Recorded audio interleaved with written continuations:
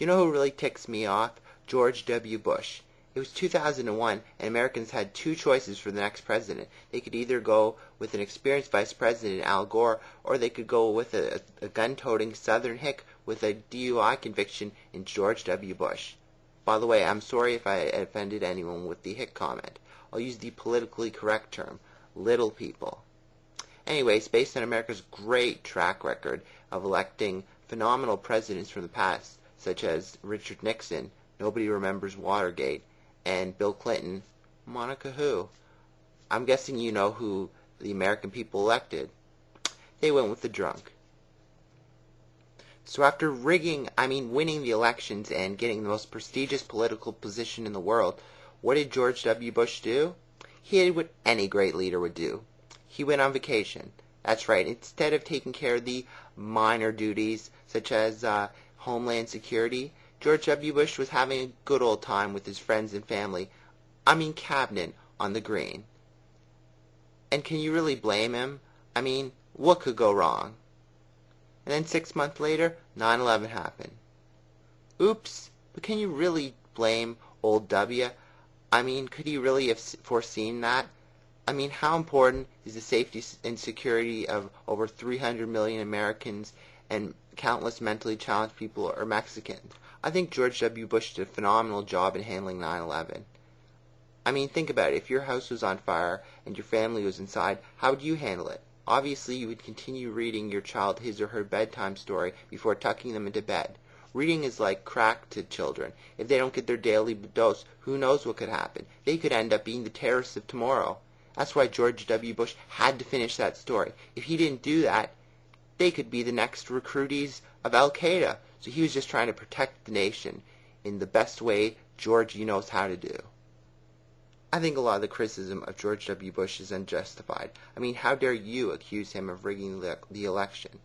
Just because every news channel except Fox News, a channel that hired George W. Bush's cousin to cover the election, declared Al Gore as the next president, doesn't mean he rigged the election.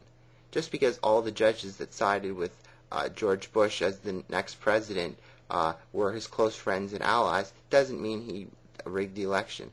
Just because George W. Bush did everything in his power to block a recount in Florida, doesn't mean he rigged the election. They're just all coincidences. How does that saying go? If it smells like a rat and tastes like a rat, I think it's Chinaman takeout.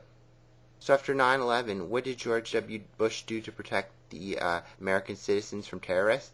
He introduced the Patriot Act, which essentially stripped all American citizens of their rights and civil liberties and allowed the U.S. government to detain someone as long as they want without even charging them. Now, people from the Middle East claim that they were unfairly targeted with the Patriot Act, and they couldn't be more wrong. That's like saying police officers unfairly target black people. Just because a black person is picked out of a crowd and is the only one arrested in a protest doesn't mean they're unfairly targeted. And just because a black person is arrested and charged with resisting arrest even though they suffer from quote-unquote self-inflicting injuries doesn't mean that black people are unfairly targeted. That's like saying O.J. Simpson murdered his wife. What a joke. Everyone knows that isn't true. Besides Bush neglecting Homeland Security, he had another minor oversight, the economy. With the U.S. slipping into recession, George W. Bush needed to pump some money into the economy. So what was his solution? Simple, to invade Iraq under the claim that they had weapons of mass destruction. Who cares if the U.S. didn't have any proof? Proof, facts, evidence, it's just all legal mumbo-jumbo. It doesn't really matter. With Bush's term in office almost up, how would he like the American public to remember him as?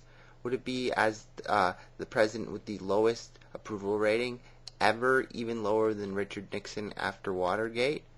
Would it be as the president who invaded Iraq under the false accusations that they had weapons of mass destruction?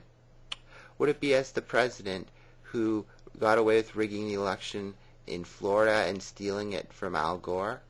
No, Bush would like you to remember him as the president who stopped the terrorists in America and conveniently supplied America with an oil supply for the next 100 years, even if it took sacrificing the American economy and thousands of innocent soldiers to do so.